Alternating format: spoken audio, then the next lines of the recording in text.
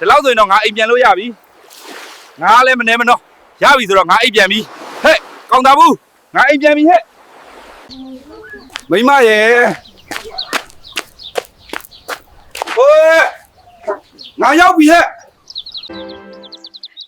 လာပြီကိုအောင်ကြီးရဲ့ဘာဟင်းချက်တုံမိမမလာနဲ့မပြောဘူးနင်ငါ့ကိုအခုနားစကားဘာပြောရလဲကောင်မပြန်ပြောစမ်းမလာနဲ့မပြောဘူးဆိုနေမှာဟဲ့ဒီကောင်မငါရိုက်လိုက်တော့တေတော့မယ်ငါစိတ်မစွန့်နဲ့နော်ကောင်မနင်ငါ့ကိုအဲ့လောက်ရိုက်ချင်တက်ချင်လဲရိုက်ဟဲ့တက်ဟဲ့စကားပြောမနေနဲ့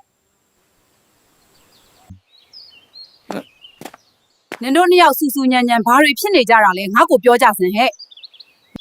ဘာဖြစ်မှာလဲသူပေါ့ကျွန်တော်ငါရှာအားရောက်တော့သူ့ကိုကျွန်တော်ကမေးတယ်ဘာဟင်းချက်လဲလို့မေးတာကိုမလာနဲ့မပြောဘူးလေအဖွာဟဲ့မိချစ်နင်ကဘာဖြစ်လို့အဲ့လိုပြောရလဲဟဲ့သမီးမုံလာဟင်းနဲ့ငှက်ပြောဘူးချက်ထားတယ်